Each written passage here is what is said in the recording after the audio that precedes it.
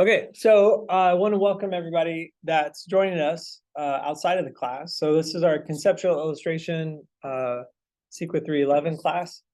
I'm Professor Atkins for everybody who's joined us. I've also opened up this recording to our concept art club on the server, just because it's a great opportunity that we have people from the game industry that has a chance to come in. And the main point of the talk I want to do with them today is obviously we have a senior concept artist who's going to be coming in, and just that's what this whole class is about. And it's just a chance to talk about portfolio and what they're looking for, what they do in their day-to-day jobs, those common questions that we have. And it's always good to get those answers in real time, from live professionals. And by all means, we just listened in class, we just listened to a panel of people from Lightbox talking about kind of similar things. But when we can ask those questions, and every company is going to be slightly different, and it's always good to get those nuanced answers from different people as well. But one of the main things that's a little bit different from this panel of the people I have coming in is we have Troy Johnson and Ben Simonsen from Avalanche Studios. Is that Troy is the advanced game designer and one of the senior game designers for Avalanche. And one of the main focuses, we're only going to have about 30 minutes to talk to them when they get here. So I want to spend probably the first little bit, at least, is them talking about kind of what their job responsibilities are for each of them. And then the main question I want to ask them and have them elaborate on before we get into some other specific questions from you guys is how it works out when Troy gets a design from the concept artist that may or may not work well into actual game application, right? It's great when you can come up with an amazing, beautiful design or something that's really out there and interesting, has a phenomenal silhouette. We know it has unique concepts built into it, a good visual hook. But then when it comes to actual application of building it into a 3D model, or does it fit the parameters of what you're trying to go for in game mechanics? And if it doesn't, then what are the kind of notes that you then send back to the concept team and what that looks like in an actual studio environment? So that's kind of one of the unique conversations we can have, since we have both of them here with us today. Here, I'm going to shut the door real quick. So part of why we don't get them until, they should be logging in here in about 12 minutes. Right before they pop in, I want to talk a little bit about anybody who has a chance to go to Lightbox or comic conventions. I just came back from New York Comic Con, and I had students even coming up to me at the booth there, or some students who are about to go to Lightbox, ask the question, like, I have a portfolio. I'm really excited for this opportunity, but I'm also nervous because I don't know what to say or how to show my work in this kind of in-person situation where it's like a cold contact, and I want to show my work to a studio booth or an artist alley table or like an artist there at the show. And the whole point of being at these events is to do networking. We want to come away from that event with new contacts, people to meet, and people to stay in touch with after the show. That's ultimately the goal. You also want to get some feedback on your work, things to improve. And what I would highly suggest is you go up to the table where an artist is there, like you're familiar with their work, either because you followed them online and you know that they're going to be at the show, and whenever possible, do like your due diligence and take notes of who's going to be at that show and get a map or a location of where they're going to be and make a plan. If you know that they're a notable, popular artist, then there might be a line, right? Then I would suggest, like, early in the convention, don't go to that artist at like prime time, moments of the show. So usually like Fridays, Saturdays in like early afternoon is when it's dense. It's like really dense. The shows are the busiest. So there are always lulls in the show, and every artist, no matter how popular they are, will have traffic around their table start to like subside a bit. Now you can either sit back and kind of keep coming back and wait for the time when it kind of quiets down and then jump in and snipe them then. Or you can, some of them will have signing times or booth times and kind of schedule that visit around there. Or if you want to just wait it out because that person is that important to your checklist of things to do. And if there's a long line, you just wait in line. But at any rate, you want a list of people you want to visit. There might be some people that you didn't know were going to be there and you're just walking around. And I would suggest then, if it's not an artist you know already, look for artists that work in a similar style of the way that you would like to create. That's probably your next priority. Because I showed my work to, early on in my career, I wanted to show my work to everybody. I thought, hey, the most feedback I can get will be great. Just any kind of feedback is good feedback. And I learned that is not true. It was a waste of my time and the artist's time I was showing it to. When I was showing my work, which I wanted to work in mainstream comics, I was showing it to this indie comic artist that worked completely different. He was able to give me some storytelling advice, but ultimately it was just really a waste of time for both of us. So the most productive use of your time is to show your work where it's in a similar vein, style, genre, like they're working in a field in an area that you want to work in. So you might not know them ahead of time, but walk up to them, look through their stuff. Now, whenever possible, you might not have the means to do it, but whenever possible, to purchase something from their table just says a lot. It shows that level of appreciation. Now, you might not be able to purchase literally everything or from every person you talk to.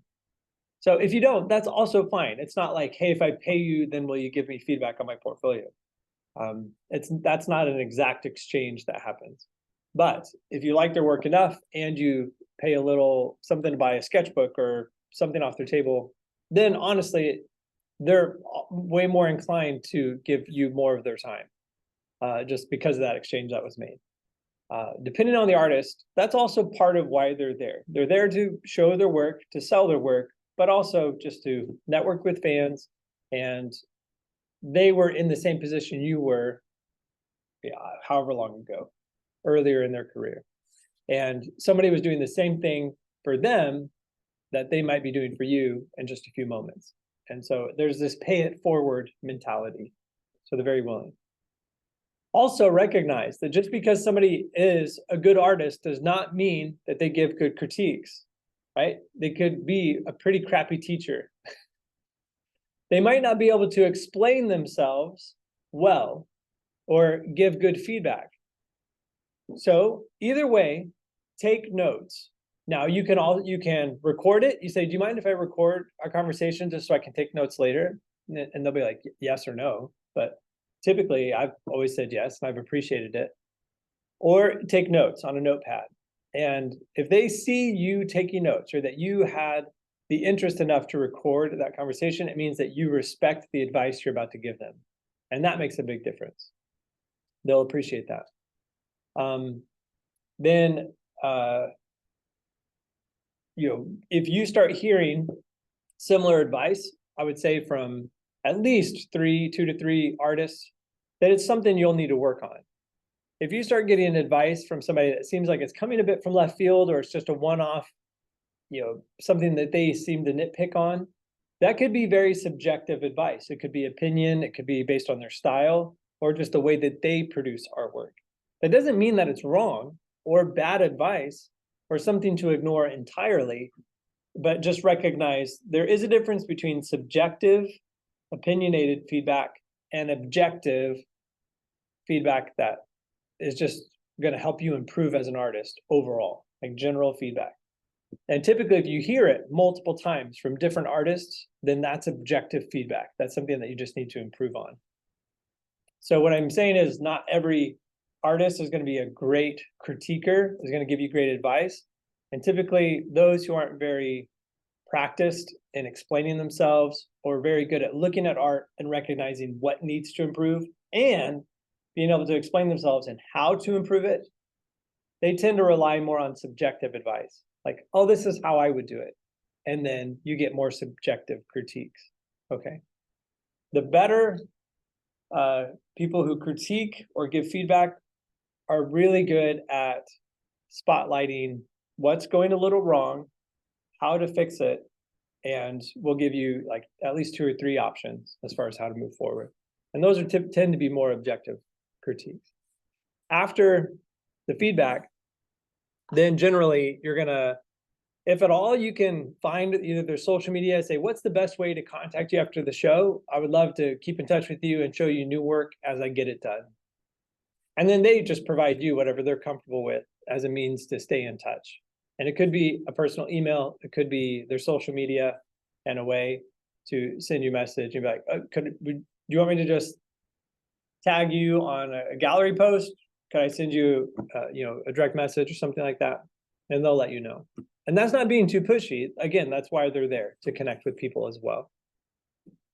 And ultimately, that's a big part of it. If you're going to a booth wanting to talk to an art director or to an editor, you can literally just walk up to that booth and say, I have a portfolio I would love to share. Do you have any art directors or editors that are here that are doing portfolio reviews?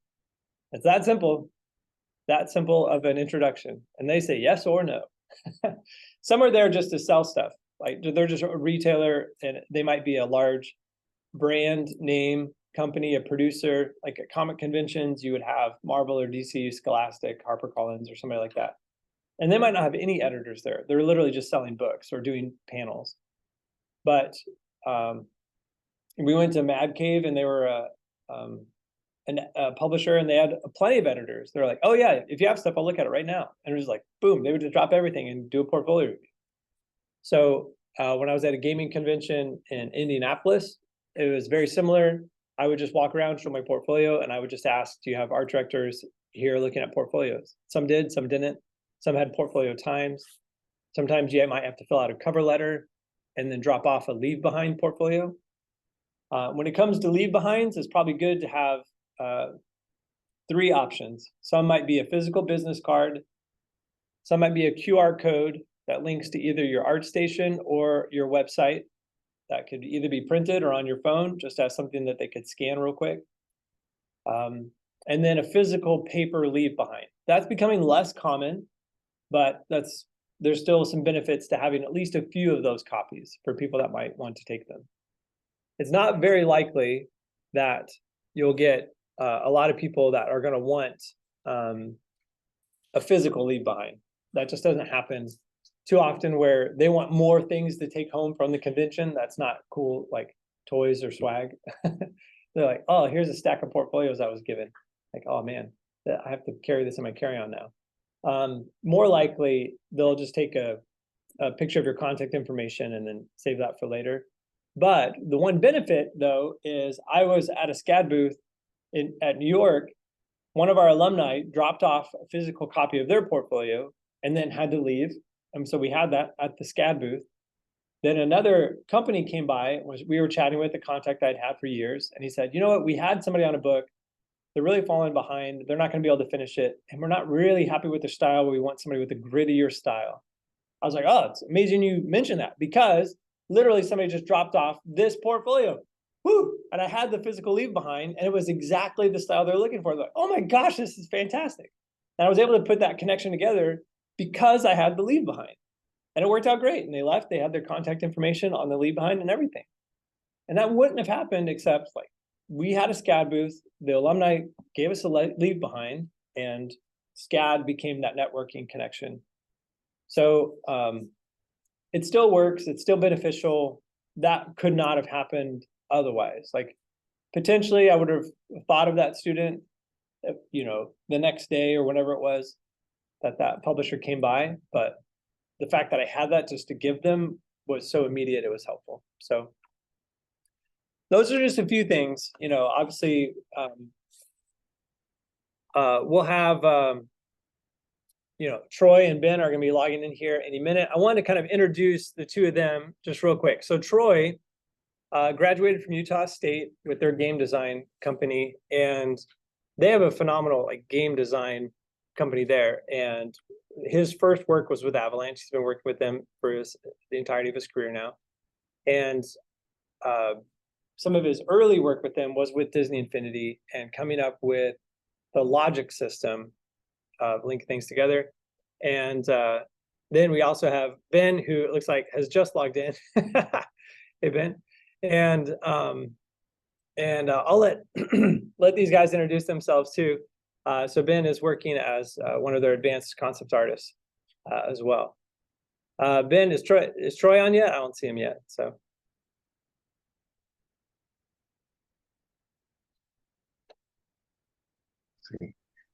Can you hear me okay?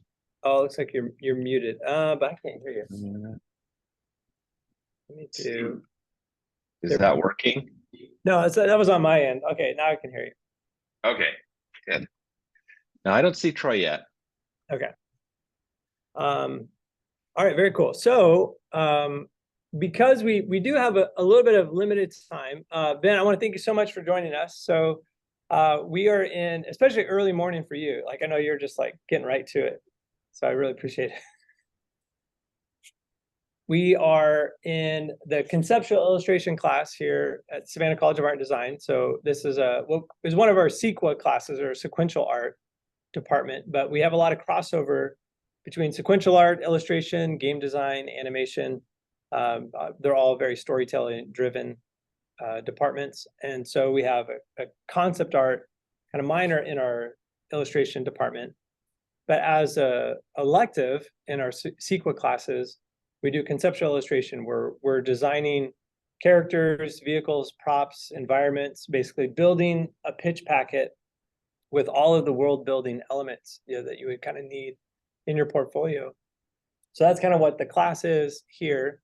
Here, I'll kind of show the class just very quickly. This is everybody. So everybody, you can say hey to Ben. Hello, everyone. Yeah. So it doesn't just look like me in a corner chatting with you, which it does, but excuse me. So we have just a little bit of time. I really appreciate you popping in. I promise we won't keep you more than 30 minutes because that's when our class ends. So it'll be a way to keep the conversation short. But if you don't mind, if you could kind of just introduce yourself and talk us through what your kind of typical day is like when it comes to like some of your current responsibilities. Okay. My name's Ben Simonsen, and I've been a concept artist at Avalanche for coming up on 17 years now. And with Avalanche, we've worked on a lot of different projects, and so the style and the look and the feel has changed dramatically over that time. And so, which is fun for me because I love to design a lot of different things, and I like to push myself and explore different styles and different looks, and I love that challenge. Before I worked as a concept artist, I worked in the advertising world, and I was an illustrator, so I did a lot of illustration work. Most of the time, like since you're talking about sequential stuff, I did a lot of like storyboard work for television commercials and things like that. And then before that, I worked as a designer, and I was a graphic designer. That was an easier field to get into at the time when I had started. And so I started doing that and then kind of transitioned. But all of those things, like being a graphic designer, working in advertising, in marketing, and stuff like that, has all played a role in what I do now. Because within games, especially within entertainment, you're working not only on like the game or the product, but when that slows down, you're starting to work on the marketing aspects of that project too. And that for me has included design and even storyboard work and things like that, where I'm trying to figure out what the marketing aspects will be. A typical day for me is I like to get up early, and that's usually not the case with artists. We all, most of us like to sleep in. But I like to get up early. I like to get going. That's when I'm the most creative, is early in the morning. I have the most energy. Like by 3 o'clock, I'm like done for. My brain's fried from trying to think through everything. But yeah, so usually what I do is My day starts the night before. I kind of plan out what I'm going to be working on next day, so that when I get up, I'm running. Um, if I don't do that and I start out in the mornings without a plan of what I'm going to work on, I usually kind of stumble for a couple of hours until I figure out what I'm going to do. Uh, and I do have a list of tasks that we have within a program it's called Jira, which is a program that we use for managing the project. And I have a list of tasks in there that I can hit. And sometimes they all have the same priority, or sometimes one has more priority than the other. And so I know right away which I should hit. But oftentimes it's like, well, they all have the same priority, so I need to decide on which one I can accomplish quicker. So I'll look at that. I'll look at that task, and then if I have all the information, I can start going. If I don't, usually the case, I need to go talk to someone like Troy, who's over game design, and I'll ask him, what. So I had this task for this one part in the game, and it deals with game design. I don't know what exactly it does, and so he'll walk me through it, or we'll pull it up if there's a mock-up or a gray box in the world in the game, and we'll play through it, or he'll send me a video, or he'll give me whatever information I need to do the task. And that usually goes for all tasks that I get. I need to go and get more information from either the game designers, the art directors, effects artists, anybody that's going to be involved in this task, because I'm usually right at the beginning of a part of the game concept, because I'm trying to visualize all those ideas.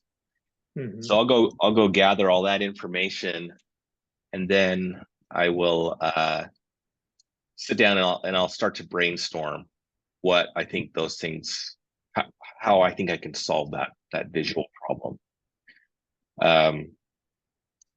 And that brainstorm sometimes is just me sitting with a pencil and paper, and I'm nailing out ideas.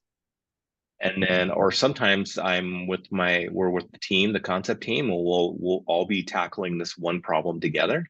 And so we'll go to a whiteboard, and we'll just whiteboard out ideas. We'll write out notes. We'll talk about, oh, you remember that movie that did this? Like, that would be cool if we did that here, or I was just watching a show the other day and it had this in it, and we're like, oh yeah, that'd be awesome. And so we kind of brainstorm a wide variety of ideas, and then we look at all the information we have, all the ideas we have, and we kind of funnel down to what we want to create visually. And then I start developing sketches, usually. Well, it depends.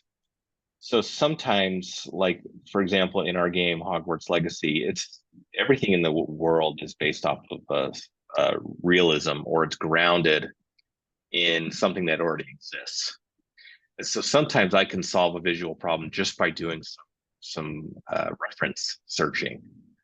And I can put together a page of all these different reference images that I've found and say, like, okay, right, this is how I think, like, this piece and this piece can solve this problem.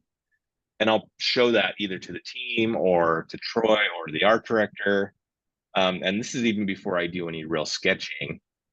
And then once everybody's kind of liking where that idea is going, then I'll start spending some time doing some sketching, some drawing, some painting. And depending on how complex the idea is, I'll move into 3D if I need to. Like if I need to see something from different angles, or it needs to function in a certain way, I'll move it into 3D and I'll build a what I call a concept model. It's not really good for games or anything else, but it's good to present an idea. And it's usually a really crappy model, but I'll just build it and sometimes texture it, and then just look at it in 3D space, and I'll do screenshots of that, and I'll include that with my sketches and my reference, and I'll show that to the art director again. I'll show that to Troy and whoever else is involved, and then get their buy-off on it. And we kind of iterate in that cycle for a while before I go to a final concept. So a final concept for me is everybody is good with the direction. Everybody's bought off on everything. and all I have to do is just make it look pretty. And so that's where I spend the time. I'll spend, well, the majority of the time is spent in that iteration cycle of trying to figure out how to solve that problem. And then the final is just, that's like a day of me just being able to just paint and not have to worry about all the parameters and everything that they've been throwing at me, all the information, and I just need to make it look pretty. And that's like the best part, because I've worked through all the problems, Right. So until somebody like me comes along and says, just kidding, we need something entirely different, solve a different problem instead. Yeah. Oh, yeah, actually, so everybody, so this is Troy Johnson. I wanted to introduce you as you came in. So an advanced game designer here from Avalanche. We're grateful that you're able to make it. I appreciate you guys taking the time. That actually leads into one of the questions I had, and with the time that we do have, I really did want to spend some time talking about this, because it's rare. Sometimes we'll be able to bring in concept artists, for our club meetings or for classes, and it's rare that we get like a game designer and a concept artist together. And so I was really curious about this dynamic of how you guys work together. You've already talked about how you take, a task back to Troy and say, how do I need to design this based on the task, how it sets in the game, and that becomes the prompt that you need to design for, right? So early in the stage. But then also, I'm sure it's happened, but how does it work when you've done a design, and then does that come to you, Troy, and you're like, this doesn't quite work for the actual game mechanics or the design of the game, and how does that go down? Like, how does that work, and then that back and forth? Or is there an example you could? So I mean, I think the way you're describing it is kind of already there. Like, oh yeah, we just work back and forth a lot of the time. And I think maybe that's one of the keys, and Ben, correct me if I'm wrong, but it's do as little work as possible first in the art side to ensure, and that as you're talking back and forth, to ensure that, like, yes, I at least have like the basic idea of what the design is intended to do. Like, is the shape of this thing correct, or are there elements here that you really need to emphasize that the art isn't yet emphasizing? Because the big thing with design, and how it relates to the art and the aesthetics, for me, it's all about understandability. It's all about, does the player have the information that they need to interact with this world in the way that they need to be able to interact with the world? Honestly, it's a lot like just human-centered design for any product or any space in the real world. And it really comes down to, do they have the information they need when they need it to be able to engage in the way that's intended? And so for the designer artist back and forth, it's a lot of, oh, you know what, that pose or that silhouette for that enemy, it needs to be stronger in this way or slightly different in this way to communicate the abilities that the enemy has, or the way that you're going to have to read their animations. We're going to need to emphasize, we call them dangly bits a lot, things like flowing cloth or scarves or chains, or ribbons that come off the back of their weapons, because those things really help silhouettes read nicely, or animations read nicely, and just any information that the artist can deliver, so that the player can look at it and say, I know what to do, I know what's going on, or I know how to respond. That's for me like the big key in working with artists, is that clear for the player. As far as Ben, how would you say it is to have that back and forth, and is that an enjoyable part of the process for you? Is that I mean, I know we do a lot of it, and maybe this is now not a bad time to ask, because I don't know what your answer is going to be, but what's interesting is while Troy is working out game design, and game design takes a long time, like you're really iterating on that for the entire length of the game. The art side is moving forward, and so we're sort of moving forward parallel in a lot of ways. because story will say, hey, we want this kind of a character or whatever. And so game design is trying to include that character into their game design, and art is trying to create the visuals of what that looks like. And oftentimes we're kind of, art is doing this and game design is doing this, and eventually we kind of meet in the middle. So sometimes, because concept is so early in the process, we will come up with a bunch of designs and ideas that we think are really cool. And then Troy will see it and be like, yeah, that doesn't quite work with what we're doing. And we're like, well, you figure it out, Troy, because this is already done. You know? And then I'll share an example there. So in Hogwarts Legacy, one of the primary enemy types or groups of enemies are, you know, dark witches and wizards. They're the bad guys that are, you know, casting magic, and you're having kind of these duels with these various unit types across, you know, dark wizard types. Certain enemies, certain of them use specific types of spells, certain of them moves in specific ways, or some of them are heavier and bigger, so they don't react to spells in quite the same way as others. And so you get this, you know, variety of enemies. And I think one of the challenges that we faced was, okay, we are in, you know, late 1800s, kind of Victorian era Scotland. So we want it to feel authentic to that time period, but more importantly, it's got to feel authentically, you know, kind of Harry Potter wizarding world. And these are all, you know, essentially humanoids, and they got to be wearing clothes that they feel like they should be wearing at the time. And a lot of that type of stuff was really hard to make unique and distinct enough from. We had like 12 different common dark wizard and dark witch types. Yeah, like these guys right here. And they're humanoid. They are roughly, you know, 5 to 6 feet tall as a general rule. And we're stuck within some of these kind of lore or canon based constraints where we're trying to like, man, how do we make all of these characters look so unique and so distinct that at a glance you see them and you remember they're the one that does that move, they're the one that does this, whatever. So we had to do so many different iterations of colors, of silhouetting, like, do they wear hats? Do they not wear hats? What are the shapes of their hats? Do they have like shoulder pads that stick up in unique ways so we can see that silhouette? And then we're like, well, this heavy guy, he's got to be really big, but they're not giants, and they're not, you know, they're not Hagrid, they're not half giants. So how big can we make them? And so we did a lot of this back and forth, and probably like far more than than any of the concept artists wanted to have to do, because we kept getting him in the game and being like, oh yeah, we think this will work. And then we'd put him in the game and we'd play and we're like, dang it still doesn't communicate as quickly or as strongly as we need to. So go back and make everything bigger and more bombastic.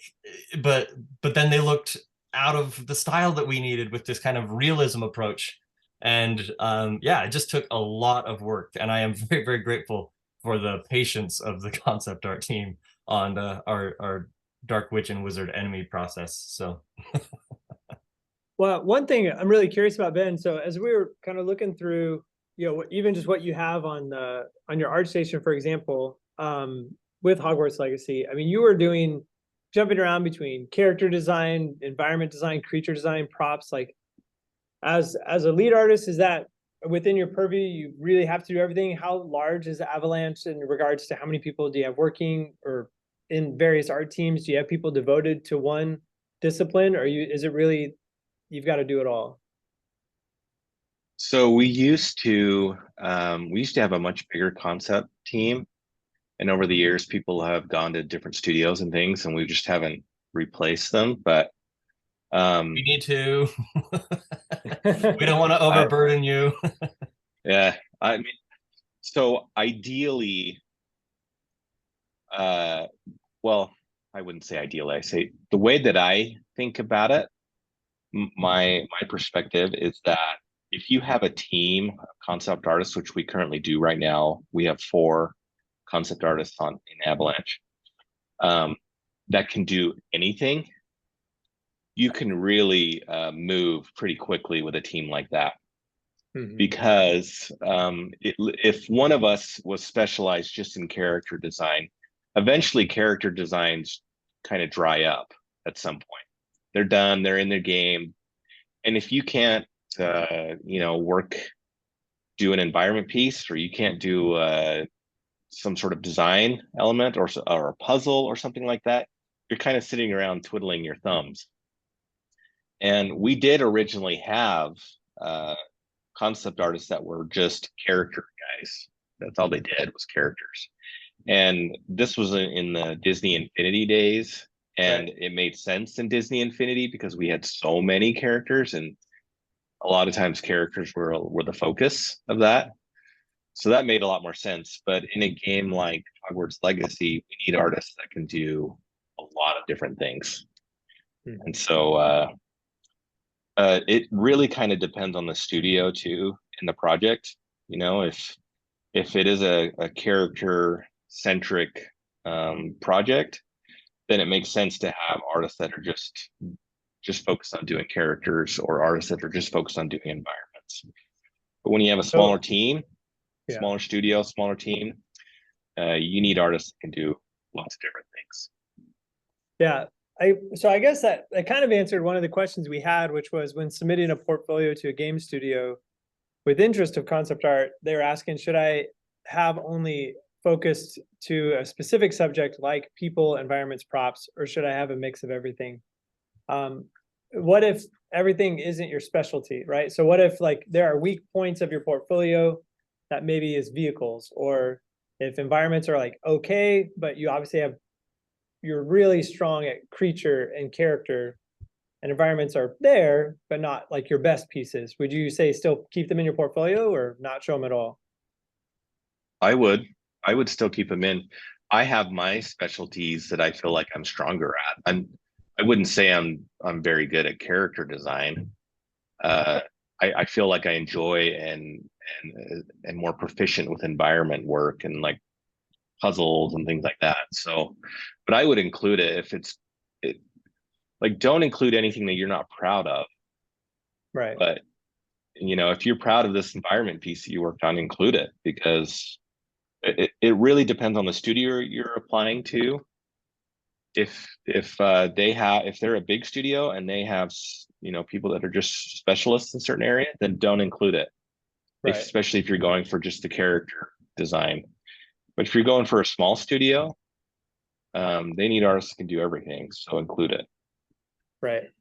I was kind of like leading to the second part, not so much a question, but I'd say it really depends. You can't just have a one size fits all portfolio. It's going to depend on what that company's working on, because like you said, the game might be character focused, and then a character specific portfolio would be great. Or the size of the studio might allow for specific positions, and then you can show what you're best at. But otherwise, a well-rounded portfolio sounds like that makes you more hireable, right? Yeah, and when I first got hired on at Avalanche, my portfolio was all kind of character based, because everybody loves characters. Everybody loves drawing characters and creating characters. So I thought that's what you would do, and so I put that all in my portfolio, and then I threw in a few environment pieces. And I enjoy doing environments, but I thought nobody really cares about environments. But I actually got hired because I had environments in my portfolio, not because of the character work, which I was surprised by.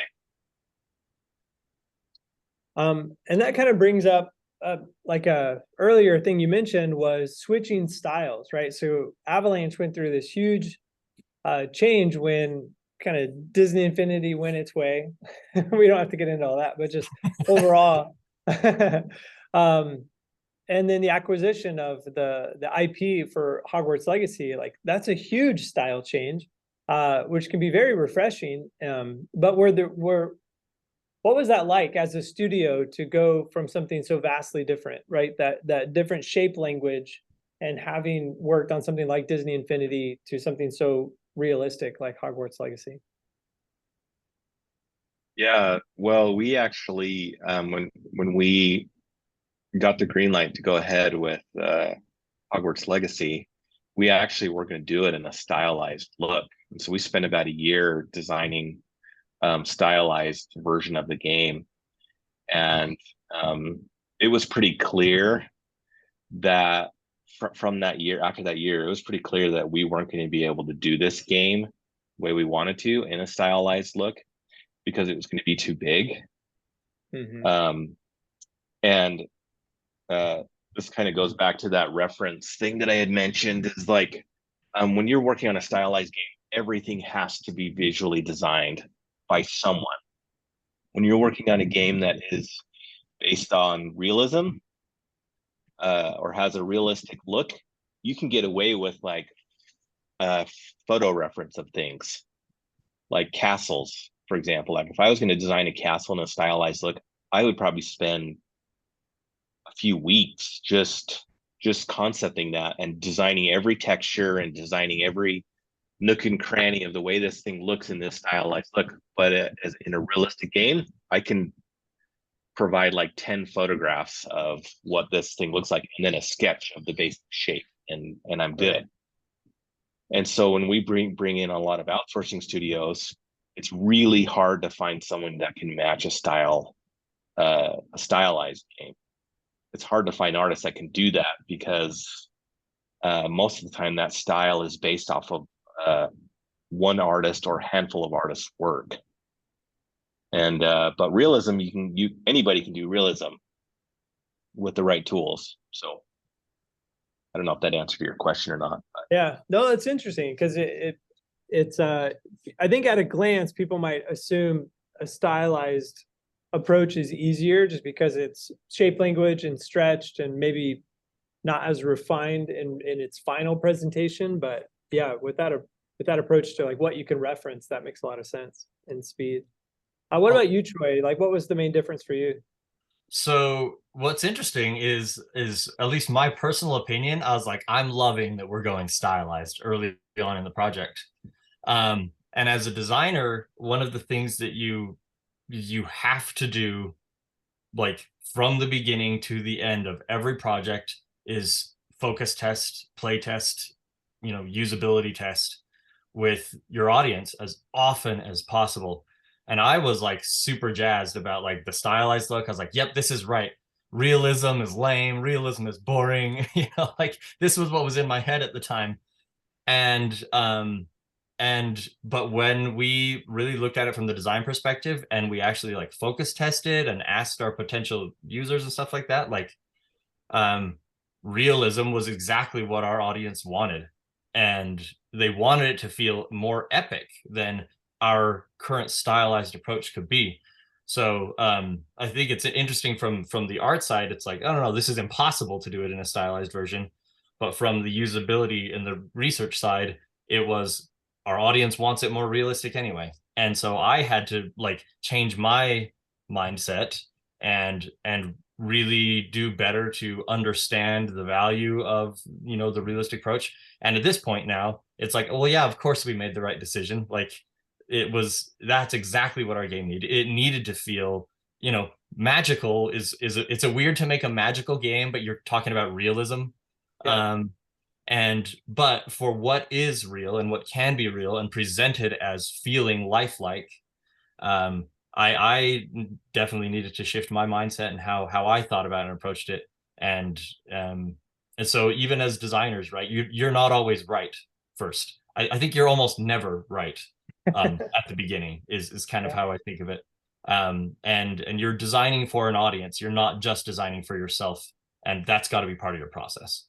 Mm-hmm. So we'll probably have to wrap up here in the next 5 or 10 minutes at the latest, but for some final questions, just as a quick logistical question, when you work for a studio like this, what kind of personal work are you allowed to do on the side? Could you, like, for some of our Sequa students, for example, they might want to do comics. Would you be allowed to work for a studio and then publish a comic on the side? Is that something, is there a non-compete clause situation? I'll answer this. So when you sign your contract with WB, they own everything. including your firstborn and your house and all that stuff, according to the contract. It's like, I can't remember the exact wording, but it's something like all the way to eternity, they own everything. Basically, it's just basically a way for them to cover their butts. Yeah. So, I don't take this as legal advice because I'm not a lawyer, but I kind of practice the don't ask, don't tell approach when I'm working on something. Yeah. ask for permission later. But if you are involved with something, project that could compete in some way with the studio that you're working with or the company, then it's wise for you to bring that up. Yeah. And there is a process actually for doing that where you can submit your project and then their lawyers look it over and it's like, oh, this either this will or this won't compete. So if it doesn't, feel free to do it. So you can Right. get approval to work on things like that. Chances are you're not usually working on something that's going to take up so much time, because you don't have time when you're working for a big studio that's going to go and become something huge, like a new television series or something like that. But yeah, I say don't ask, don't tell, and then do your own cool stuff. Right. So from my perspective, okay. I'll just try to answer that really quickly. Because I have worked on side projects and things like that. And I'm actively, but the big thing is, I think exactly what Ben said is it competing with your role and the projects that you are working on in your role at the studio. And so I've done several of these, like when we first got brought on, from swapping from Disney to WB. I reported several projects I was already involved in, and they all got approved. The key difference for me was that none of them are video games or digital apps. They're things like books and board games and card games and stuff like that. And I think that's what allowed mine to be approved. So, for example, I am actually nearing the completion of a children's book that I didn't draw because I'm not talented like Ben. But I wrote it and I'm essentially producing it. Producing in the video game world is kind of the team management, bringing all the different disciplines together and making sure that we have a roadmap and tasks to build it out. So doing all the contracting of the artwork and things like that. But I have approval for those things, and they are mine. I own them. Like they're like, go ahead, do your thing, whatever. So it is definitely possible. The big thing is just you cannot compete. And again, I'm not a lawyer either, so be aware of these things if you join a studio. But it's more about you can't compete with your role, and it can't take time. Like if you're saying you're working 40 hours and you're a salaried employee, you better be actually doing that for us and not faking that on your own stuff. So just one last quick question: are you guys working remotely, or are you guys in a in-house studio? It's go ahead, Ben. both. It's both. I mostly work remotely, but I do go in 1 day a week. I know the art director wants me to go in more, but I'm like, yeah, I'll do that, and then I only go in 1 day a week. But I think as the project starts to ramp up, whatever we're working on now starts to ramp up a little bit more, it may make more sense for me personally and our team to go in more, because you're meeting with a lot of different people. But I don't know. I prefer to work from home most of the time. I do like that 1 day that I go in and I get to see Troy walking around in the halls, but yeah, high five. But yeah, so it kind of depends. It depends on what's needed right now. At least that's the way the studio is set up. But there's a small group that goes in like every day, like a very small group. There's a few more of us, I would classify myself as this. I go in 2 to 3 times a week. And then many people are pretty much, I mean, maybe they do once a week, but we have a lot of people who live outside of the city, live outside the state, that are fully remote. So we've kind of proven that we can ship a big successful game remotely, because we did it all through COVID, right? And so it's definitely an opportunity and an option. But for those that want to or that have specific needs to come in, we do have a fully functioning running studio as well. Cool. All right, I think just because of time, we're gonna have to wrap up. But there's so much I'd love to keep asking you. What's the best way that our students can continue to follow your work online, and best ways to, I don't know, just to be able to keep up with the stuff that you guys are working on? Well, I mean, for me, I have my own personal website. It's bensimonsen.com. And then, follow me on ArtStation. I don't really post a whole lot of new stuff just because our projects take forever. So like most of the stuff I posted recently was after 6 years worth of work. So right. And that was actually one thing I wanted to mention. ArtStation is kind of deceptive. Most of the things they call in there are concept art, but they're really not concept art. They're more like final illustrations. And concept art is pretty ugly and messy most of the time. And even I don't post that stuff, but I feel like in a portfolio, when I'm reviewing someone's portfolio, I would prefer to see kind of the messy stuff, kind of the stuff where they're trying to figure out what this thing is. I want to see the reference images they collected. I want to see their process. And that doesn't get shown very often on ArtStation. It's just the pretty final stuff that does get shown. So don't be afraid to include kind of that process stuff in your portfolios. I mean, I think that's really important. Yeah, very cool. I appreciate that. Troy, what about you? For me, you can find me on LinkedIn. I am not the most active person. And again, like I said, I'm not talented like Ben, so I'm not posting art. But when I have projects and things like that, you can find me at Game Dev Troy. But that's kind of my handle that I use on the different social medias. And yeah, find me on LinkedIn, Troy Johnson. You can certainly reach out if you have questions, if you're interested in the design side. I've done a fair bit of mentoring for people who have, shown that they, not just a spam type message to reach out, but somebody that says, hey, I'm really interested in what you do. I'm happy to meet and chat, do a call with you or whatever. So if you want to find me that way, and Robert has all my information aside from this. I don't know if you explained that we have a history. No, I hadn't. But you can also just talk to Robert, and he can get you my information if you want to. So yeah, now it sounds super mysterious, and I'm not it is. Tell him. It is. Robert is actually a supervillain, and no. All right, we're gonna cut we've tangled a few times. All right, no, I really appreciate you guys coming in, especially early for you, and for my students for hanging out just a bit late. Our class ends at 10:30, so I really appreciate everybody for joining us, and for all the information. We really appreciate you guys coming in today. So thank you very much. We'll go and wrap up. Thanks, everybody. Thank you for your time. Good to meet you. Appreciate it. Have a good day. All right, you guys have a great day. Thank you so much. Bye.